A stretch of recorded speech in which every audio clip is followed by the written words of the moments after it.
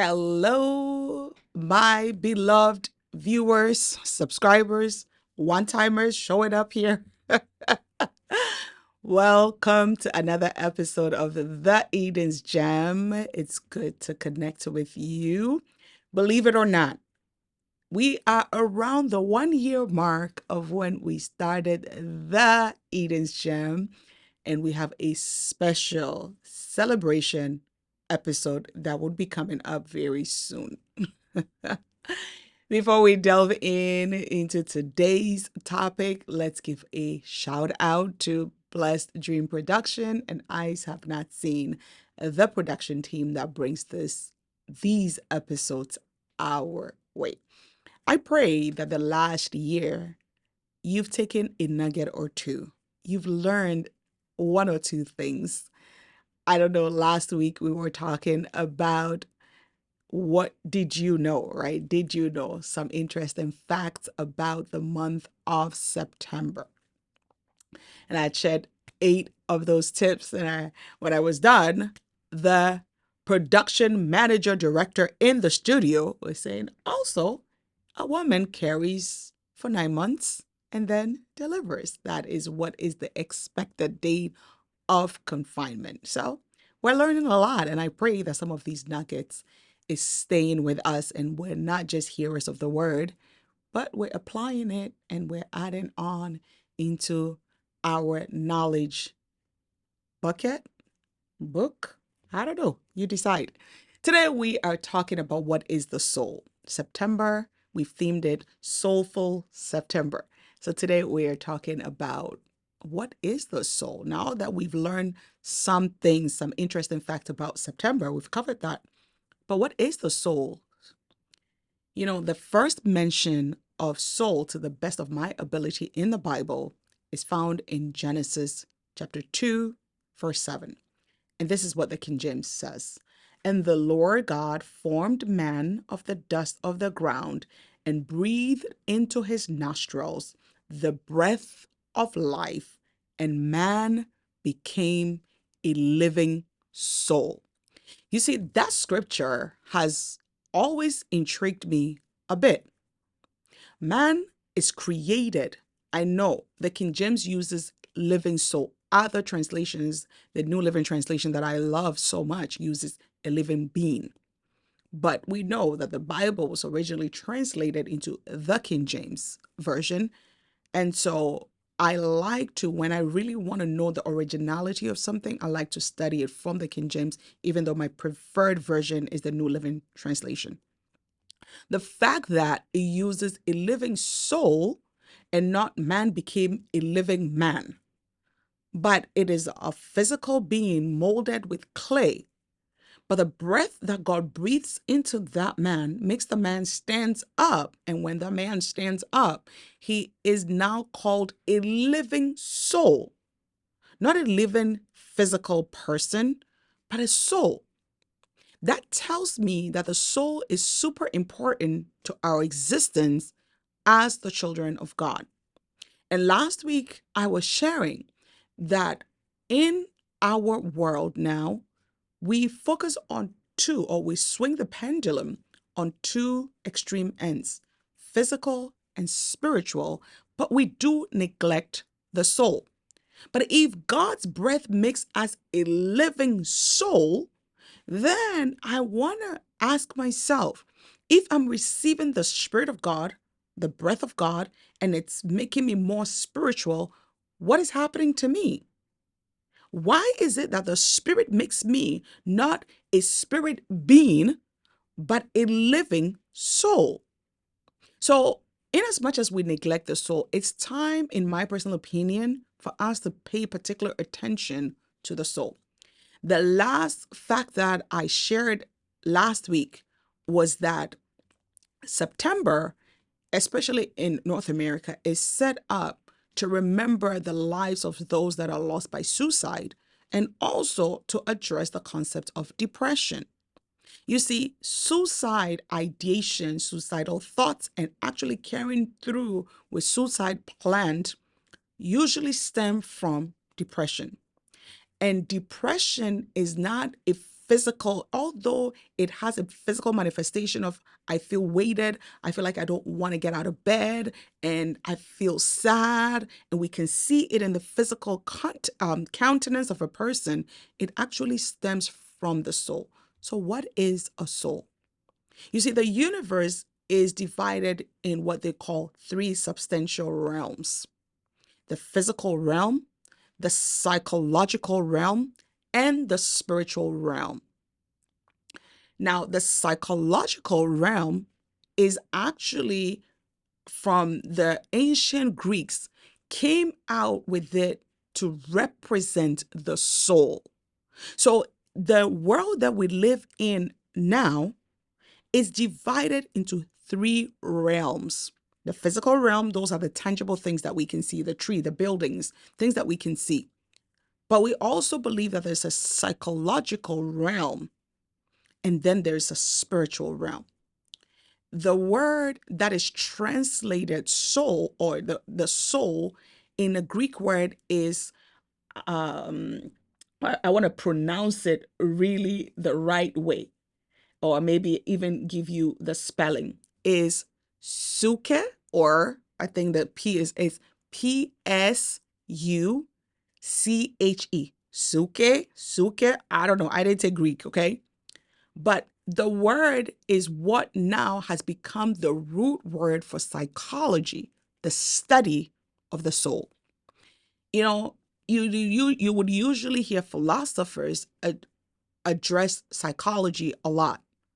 Psychology is the study of the soul, because there's a school of thought out there that believes that there's a whole realm that should be dedicated to the soul. So it says that with our physical being, we can substantiate or touch the physical realm, right? If I want to feel if something is hot or cold, I'm going to use my physical being to touch the physical. My spirit being, whether you believe in New Age or you're Christian, or we all believe that there's a spiritual realm somewhere, and we usually communicate with that realm with our spirit. But there's also that soul realm, which we communicate through psychology. And psychologists believe that there are three parts to the soul. And matter of fact, the Bible actually also proves that there are three parts to the soul. So, what is the soul is what we're talking about here. First of all, we know that when the spirit or the breath of God comes on a person, it activates the soul part of the person, and the soul part is what gives the person the ability to move, the ability to live, the ability to go from a state of stagnation, a state of lifeless, to being able to move and function and operate. Now we know that that is also a realm in and itself that has been dedicated to the world called psychology. And in that psychological realm where the soul sits, it's composed of three parts: the mind, the emotion, and the will. A lot of us get up, and because we're focused on the six pack and the Brazilian wig and the right shade of lipstick to match my outfit, we're so consumed with our physical, or if we're Christians, we're consumed about building our spirit, that a lot of us are not even in tune with our mind. What is my mindset? We're not in tune with our emotions. Why do I act the way that I act? Why do I feel the way that I feel? And we're not in tune with our will. And it is, in as much as the physical is there, Genesis 2, verse 7 lets me know that when the spirit comes, it activates these three parts: the mind, the will, and the emotion. Psalm 139, verse 14, the psalmist says, "Your works are wonderful, and my soul knows it well." Your works are wonderful, and my soul is what knows it well. My mind knows. What is our mind telling us about situations? You see, there is a saying that it's not what actually happens that determines our outcomes, but our interpretation of it. Meaning, what my soul is telling me about this particular incident is what will determine the outcome, whether I let it pull me down, I let it lift me up, or I let it deviate me off course. My mindset about it, my emotion, how am I feeling about this thing, right? Oprah has been sharing so much about what happened to him. And I've heard Maria Munoz, I think that's how you pronounce her last name, say that she had gone to a Tony Robbins UP, something they call it, where you go in and you immerse yourself and you do all these activities. And Maria had been diagnosed, her mom was diagnosed with stage 4 brain cancer. Within a short months she was also diagnosed with brain cancer. While she was in treatment and dealing with it, and I don't know if after it was resolved, she was then diagnosed with pancreatic cancer. And we know pancreatic cancer is one of the most horrible ones. This is why and how the woman is still living. When she went to Tony Robbins and she was asking, why is this happening to me? Why is it happening to me? And she said, Tony Robbins said, it's not happening to you, it's happening for you. You see, that's what the soul does. The soul lets our mind either focus on why is this happening to me versus why is this happening for me. And because she switched her mindset from woe me to there must be a reason, and I'm on a path to discover the reason why this is happening for me, because if it's happening for me, then it is meant for me to do something with it. That is what the soul is. The soul is what determines whether we're depressed, we want to kill ourselves, or we can look at the situation and say, this is not happening to me, it's happening for me. A classical example is Joseph. When Joseph, who had been thrown into a pit by his brothers, sold to Egyptians, ended up in Potiphar's house, doing the best that he is able to do to live a life that is blessing and bringing blessings to the home. Wife lies on him. He's sent into a prison, thrown into a prison. He's able to interpret a dream, thinking he's going to get out. The Bible said for 2 years they had forgotten about him in this. Joseph had a for me mentality and not a to me mentality, is what I take out of that story and equating it to what Tony Robbins had shared with Maria Munoz. That when the brothers came, Joseph had every right to be angry, but he said, you guys meant this for evil, but God turned it around for my good, for our good.